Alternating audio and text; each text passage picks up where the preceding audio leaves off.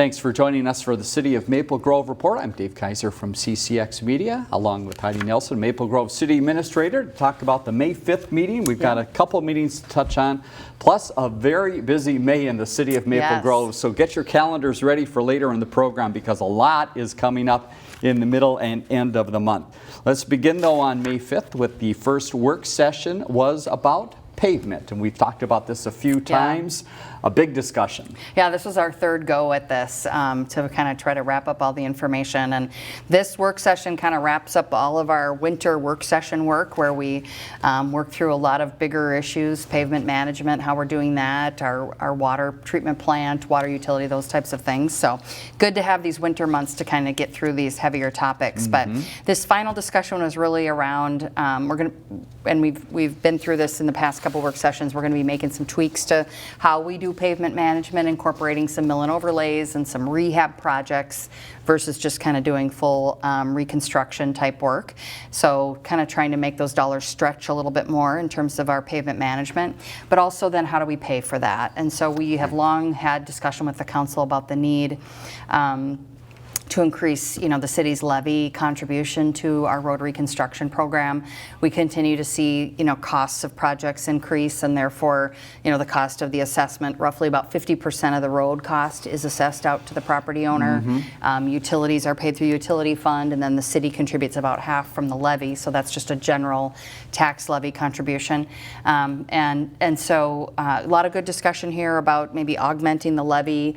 We've got some other internal things shifting around with funds that we're going to dedicate more dollars towards that street recon levy. So more to come here on finalizing all this, but a lot of really good discussion, good information out there in the packet if folks want to go take a look and read a little bit more closely. But I think we got some good direction about things to explore and maybe where to shift some dollars. It's one of our capital needs in the city, right? So like we have park and building replacement, those types of things that we want to be planning for, and so just part of our kind of long-term capital planning for the city. I think got some good direction here on the pavement management piece, and likely more discussion to be had as we get into the budget and CIP season later this summer, early fall. Is this a trend you're seeing happening with other cities in the metro or throughout the state? And does it have to do somewhat with the age of the city as well? Because believe it or not, roads are getting old in Maple Grove. Yeah, I think every city does their street recon just a little bit different. Right. Not everybody's the same. Some cities assess, 100% of the cost. Some cities don't assess any of the cost, and they have that all in the levy, or some portion of it, like we are. So everybody's a little bit different. I think where we were an anomaly is that we were purely kind of a street reconstruction city. And so one of the things we really spent some time looking at is analyzing the condition of all of our pavements, both roads and trails, and then coming up with, are there things that we can do to extend the life? So doing a mill and overlay, doing a rehab project. Stretches those dollars a little bit further, and while still maintains the quality of our road system. So maybe we were an anomaly there on that piece, but yeah, it's something I think that every city is struggling with. The costs of these projects continue to increase, and so trying to keep up, and then what's a tolerable assessment level that residents are able to endure on their taxes, kind of a thing to help pay for that road. So yeah, it's kind of a balancing act, and certainly we're not alone in it, but I think every city is kind of set up a little bit different in terms of how they approach it. All right, more to come on that as it moves through the process. Now to the council meeting on the 5th. 4 items pulled from consent. The first related to engineering technician, some approval going on there for recruitment, but a mention of a longtime employee as well. Yeah, so Mark Latinen has been with the city since 2002, so over 20 years of service as an engineering tech in the engineering department. So congratulations to Mark on a career well served, and we wish him all the best in his retirement. Next, talk about some lakes within the city and the water obstacle permits. What does that mean? Well, people having fun on the lakes, and this is an annual process. It is an annual process where we review, the Lake Quality Commission reviews and approves those kind of slalom course permits on the lakes. And so, yeah, this was good to have this come forward. It's a sure sign of spring when we're planning for the slalom ski courses on Cedar Island Lake and Fish Lake. Their ski clubs advance those. We will take that. Proclamation to declare May 15th as Peace Officers Memorial Day, and then also Police Week. Tell us about those couple items that were mentioned in consent. Yeah, so important recognition coming up for National Police Week, May 12th through the 18th. This is a time to pay homage to those officers who have given their lives in the line of duty. Chief Werner was there, kind of read the names of all the officers that have lost their lives in the line of duty in the last year, and it is really remarkable when you sit and listen to those names and understand you know, what's at risk here in terms of what we ask law enforcement to do every day. So very important that this recognition that takes place every year. May 15th is designated as Peace Officers Memorial Day. Our officers participate with that event down in St. Paul. Important year for the state of Minnesota this year. Burnsville will be recognized out in Washington, D.C. Very important time for their public safety, both police and fire, and so very important. We encourage people to think about Lighten Up Blue. We had, you know, in our last update, we talked about Fire Week and recognizing with Lighting Up Red, so we'll be Lighten Up Blue, Town Green, those types of things, but encourage residents to think about doing the same and recognizing the contribution of law enforcement to the community. Very good. And a few more big weeks coming up as well. We'll tell you about those later. Also, a big date coming up in August. It's time early here to start talking about National Night Out and get it on people's calendar. Yeah, so National Night Out this year will be August 5th. It's always the first Tuesday in August every year, and we're planning another great year. We'll have the community picnic over at Central Park this year again, 11 to 1. That turned out to be a great venue to hold that. Lots of park space there, and gathering space for all of our community partners and public safety displays. So 11 to 1 at the community center that day, and then we'll be out to the parties looking to try to hopefully hit about 200 parties that night with our groups. And so this year, special recognition for the Maple Grove Fire Department. They're celebrating their 50th anniversary this year. So a lot of our, you know, with Maple Grove Days and National Night Out, a lot of recognition for the fire department and supporting their recruitment efforts, their, you know, retention of firefighters, those types of things. So a lot of good recognition for the fire service there as well. Very good. Maybe a few extra fire trucks in the parade this year. Right. Who knows? Right. 3 items in special business at the meeting on the 5th, 2 with police and 1 with fire. Let's first talk about police, oath of office. Yeah, so we had our officer sworn in, Lucas Rudenberg, who's completed their FTO, and Lucas started with us as a community service officer, so that's always a great story. When they kind of come up through the ranks and start serving with us, we get to know them, they get to know us, and usually makes for a very successful transition to being a police officer with the city. So great to have Officer Rudenberg's family in the audience, and his dad to pin his badge. He is also a member of the Army National Guard since 2015 and holds the rank of sergeant there. So great to see that service as well to the city and to the country. Next, swearing in to the fire department. 3 paid on-call firefighters went through the training, and now they are official. Yeah, so these folks have completed sort of their probationary training. Takes quite a while to move through, about 18 months worth of training to become a paid on-call firefighter. So we were pleased to be able to swear in Donald Colvin, Hassan Grams, and Charles Brandon. Charles was actually part of the group that was sworn in before, but wasn't able to be there that night. So we're kind of playing catch up there with Mr. Brandon. But really appreciate these folks stepping forward to serve their community as a paid on-call firefighter. It's so important to us to be able to maintain this model of service, and these 3 able to kind of move on now to regular duty, and congratulations to them and their families. Yeah, welcome to all 3. Now back to the police department, and a great donation from a local business. Again, the chief up to talk a little bit more about this. Yeah, so this is, you know, we have a space, a fitness space in the police department for our officers. Very important for them to maintain not only their emotional and mental health, but also their physical health to be able to do that job every day. And so that is a component of the police department today. It's a pretty small space, and as we've grown, we've wanted to look at finding a different space for them. So we were able to move some things around in the lower level of the government center and identify what used to be kind of an archive storage space to move that fitness facility down to the lower level of the government center.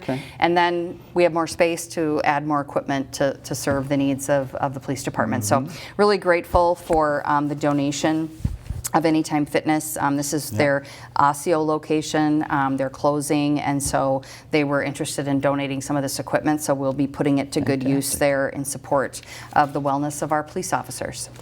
Moving on, public hearings on the 5th. There were 2 that were held. The first relates to a corporate name change for a business that people might be familiar with. Yeah, so this is Banchan. This is over at the Village at Arbor Lakes, and so this was just a corporate name change for them, so it just requires us to go through the process and reissue that liquor license. Next public hearing, we've talked a lot about work in the Territorial Road area and some work with a vacation up there. Yeah, so this is the Rush Hollow area, just kind of north of County Road 81, kind of along where the new extension of Maple Grove Parkway will be up there.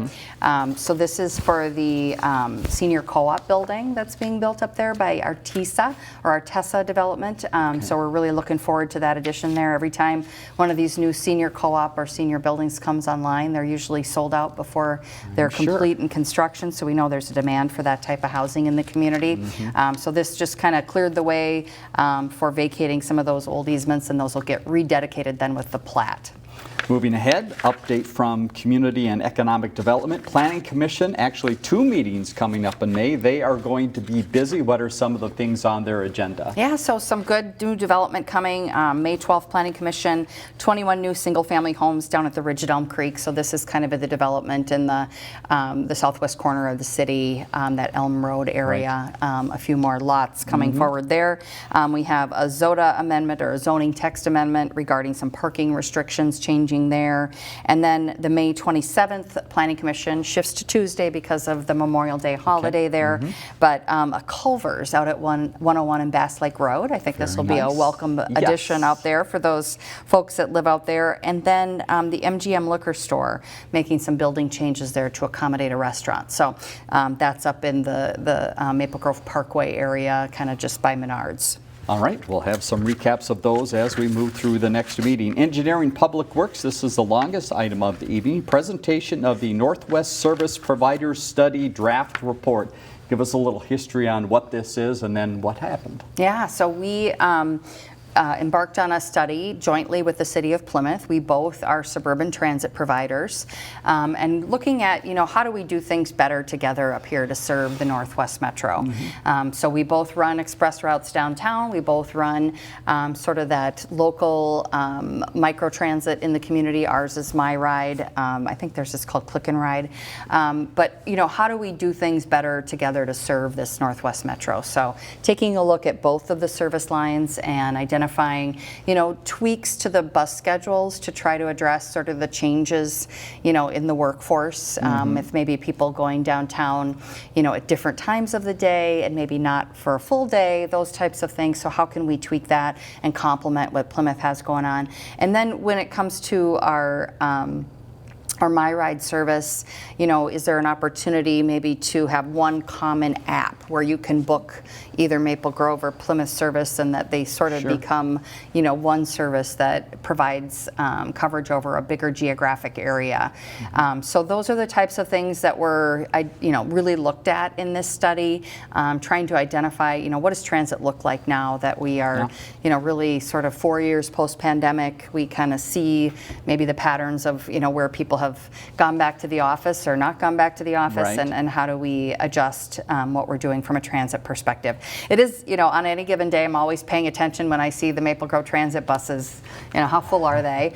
And surprisingly, we're taking quite a few people downtown. So that's really great to see. And we know the importance of our My Ride service, really filling that gap for people that might not have access to transportation, and getting to work or to appointments or to shopping, those types of things. So it's a really important component in the transportation world up here. So more to come on this. We probably are going to come back maybe in a work session setting and talk about some more of the specific recommendations, and getting more council feedback before we move into implementing some of the recommendations from the study. Would that still potentially be this year or even into 2026, are you thinking? Probably this fall, I think. We're going to kind of take a break on the work session front here. Sure.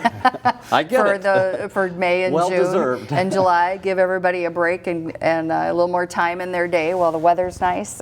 So probably this fall we might come back. Yep. All right. We'll get back to that when that comes back. back. Administrative items, just one note. We're taping this on the 7th, and yesterday on the 6th, Board of Appeals, second meeting of that group. How did that go? Yeah, so we wrapped up our Board of Appeal and Equalization meetings for this year. Pretty light this year, not a lot of change in property valuations from this year to next year, what will be for next year's taxes payable. So I think we ended up with 6 properties on the list that this, through that time talking with the assessor, that they didn't come to an agreement about an adjustment to the value. And so those then have the opportunity to go on to the county process. Right. So I think this meeting, we started at 7 and adjourned at 7:12, so might have set a record there. But very efficient. Yeah, very efficient meeting, and got everything entered into the record. So that wraps up this process for the year, and then the county Board of Appeal process starts about mid-June. Information on the county website about that process. Very good. And that wraps up the meeting from the 5th, all that happened there. The next meeting on the 19th, we'll remind you that in just a few minutes, but let's take a look at some other things happening around town. A lot coming up, but one thing that just occurred late last week, the mayor's prayer breakfast. A huge crowd.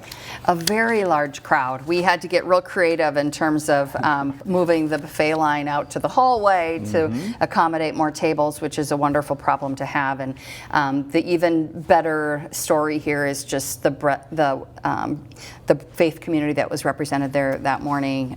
Pretty much represented everybody from Maple Grove and the Northwest Metro area. So that was really wonderful to see. Keynote speaker Tanner Morgan, the winningest quarterback in the University of Minnesota history, delivered an inspiring message. And so really great. This is a nonprofit that puts on this event, and some pretty good coordination with the city, but led by a nonprofit here that's led by the faith community. And so really great to see the variety of folks that show up for that event and all come together for this purpose. Yeah, and again, Rush Creek, the site for that event. We talk a lot about the passport office and how busy they are, and recently an audit was done on that office and came out very well. Yeah, we do really well here. Nicole Steffen is our passport staff there, and she's just rock solid and really does a great job. So the passport offices kind of view it as if you have an error rate of 3% or less, you're considered exceptional, and we're at 1.4%. So we generally get these things right there for the passport office. And so if you're interested or need a passport, I know the whole Real ID discussion is very present out there in the news media. If you have a passport, that can help you out with traveling as well. And we know there's a lot of families that are in need of getting passports for the entire family, that type of thing. So you can make an appointment online. We do require an appointment because there's quite a bit of preparation that goes into getting a passport. Got to have a lot of the right things with you when you come in, and paperwork, that type of thing. But great service that we provide there. So congratulations to Nicole and team for a great passport audit. Yeah, great achievement there. Again, there's lots of special weeks in the month of May, but also a special reason for the month, and this circles around small business. Yeah, so May is National Small Business Month, and so really want to recognize the role our small businesses play here in our local economy. They're very vital to us, and so encourage people to get out and support them. Lots of, we have a lot of corporate business here in town, but we also have a lot of small business that's locally based, and so encourage you to get out and support those small businesses so that they continue to be there when you're looking for them. You bet. Another mention of a business here, anniversary to celebrate for a business right on Main Street. Yeah, really so good to see. Yesterday, this weather this week has been amazing, and the patio at Broadway was full yesterday at lunch, and I thought, oh, that's so great to see what we really needed there on that corner. And so congratulations to Broadway Pizza. They're just a great partner there on Main Street. A group from the city, some younger folks in the city involved in a statewide competition down in Rochester recently. Who were they and how did they do? Yeah, so the Maple Grove Police Explorers attended the state conference in Rochester, and they compete along other Explorer posts and agencies throughout Minnesota and across the country. So this year, the event included a career fair, demonstrations, and academic sessions. So just a great opportunity for these police explorers to get out and network with other police explorer groups from throughout the state of Minnesota and kind of showcase their skills. And continue to build them into a law enforcement career. Good for them. We talked earlier about firefighters being sworn in. Here's a chance for new people might be interested. Recruitment going on. Yeah, so we are recruiting for paid-on-call firefighters through July 25th. And so if you've ever considered joining the fire department, now is that time to think about that. Just a couple notes here. You know, we really take people as they are. We provide all the training. We talked a little bit earlier about the swearing in and the time. You know, it's roughly about a little over a year to get through that whole training process. So we really provide all of that training and development for folks, which is a great foundation for many things. You bet. know, it's not only firefighting, but it's also medical training as we respond to those types of calls as well. So just a great opportunity to give back to the community. I think it's a great community service opportunity. Lots of good rapport and camaraderie within the fire department. You know, there's a paycheck that comes along with it that's not bad, and a really nice pension. So that's something that if, you know, maybe you don't work in a world where you have a pension in your work life, this is something that you can do to augment for your family, and it's a great great department. So really encourage people to check it out, mgfire.info for details. There's also a firefighter recruitment line, 494-6092. Lots of information available on the website, but this is the time if you're thinking about it, and a great year to do it with our 50th anniversary. Lots of recognition for the fire department this year. Here's another special week that's coming up, and this is for the crew that works often behind the scenes in the city. They have a special week. Yeah, so National Public Works Week is May 18th through the 24th, and this is a designation from the American Public Works Association. So this year's theme is People, Purpose, Presence. Public Works staff are always there when you need them, and like you said, most often behind the scenes. They kind of are coming in behind police and fire sometimes if we have a really big incident that we're needing response to, and cleaning things up, keeping the city beautiful. So we're really lucky to have a dedicated team, and thankful for their service as well. Public Works behind the scenes in this next event. They are one that help you clean up here as it's springtime, and a couple different ways for people to do that. What can residents do? Yeah, so a couple key dates coming up. We have our curbside pickup coming up just this coming Monday, May 12th. You do have to sign up in advance by May 8th, which I think is tomorrow as we're taping this. Exactly, so that's It's coming quick. up real quick. The cost of this service is added to your utility bill. There's a fee for certain things to be picked up. And then our general cleanup day for drop-off up at the Public Works facility on Forest View Lane is Saturday, May 17th. And then payment for certain items is made at the event. Lots of information available on the website about what they accept and if there's a fee associated with any of that. Very good. If you've driven by the community center lately, you see walls going up, construction happening. What's the latest on the work at the ice arena and more? Yeah, they're making progress. I had the opportunity to get in there and tour the construction a couple times, once with the council and park board, and then we took our directors team through the next day, and so they're making progress and moving real quick. The goal is to have that phase one wrapped up probably by October timeframe. So lots of moving pieces around there right now. So if you're coming to the community center, know that parking is a little short because we've got some things under construction, but trying to keep open as much as we can. Some of the access points have changed.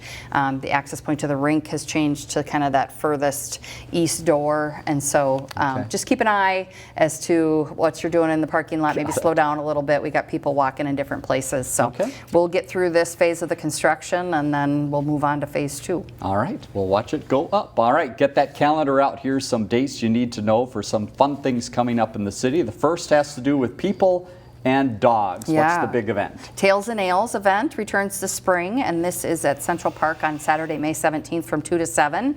There's a vendor fair, adoptable animals, a canine demo, live music and food trucks, lawn games, and fun activities. So you're welcome to bring your four-legged friends and family. Saturday, May 17th, 2 to 7, and that's at Central Park. And if you're getting in an early viewing of this program, we can make mention that the farmers market is ready to go outside. And again, that's on the 8th as we're taping this on the 7th. So have to act fast. But it's great to have it back. Yeah, so we're back up at Church of the Open Door for this year because of the construction at the community center. So Thursday, May 8th, the hours are 3 to 7 p.m. Over 50 vendors signed up for this year's outdoor farmers market. Lots of parking and convenience up there at Church of the Open Door. So encourage people to get out. Looks like the weather's going to be great for the kickoff of this. It'll be fantastic. Good start to the season. All right, speaking of gardening, some gardening for the community is happening, and that comes up real quickly here in one of the places changes for some new garden spots is under construction and almost done. Yeah, up at Lakeview Knolls. So this is where the new pickleball facility is.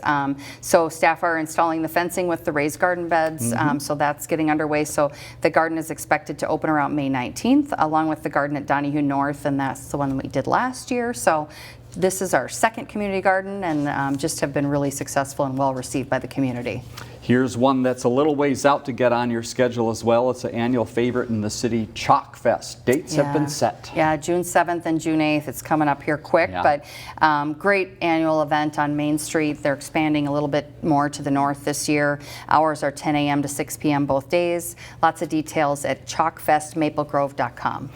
And we mentioned earlier a little bit about Memorial Day, some of the things going on and some meeting changes there. And there's a special event that comes back again this year. Give us those details. Yeah, so the Maple Grove Beyond the Yellow Ribbon Group and the Osseo Maple Grove Legion are hosting their annual the Memorial Day event. It's at the Veterans Memorial at Central Park. Just note the time shifts this year to 10 a.m. I think in the past it's been more closer to noon. Okay. So 10 a.m. We're going to get that out on social and all the places that we can find to make sure, because you show up at noon, you're going to be too late. But Monday, May 26th, 10 a.m. there, and then there is a lunch that follows over at the Legion. All right, and you can go to the city's website to find out more information about that and many other things happening in the city. Heidi, thanks again for your time and all of the updates here. That next council meeting, by the way, is going to come up on May 19th, 7:30 at the Government Center. And lower left, you see the city's website, maplegrovemn.gov, information about all those events we talked about and also all things happening in the city. For Heidi Nelson, I'm Dave Kaiser. Thanks for joining us once again on the City of Maple Grove Report.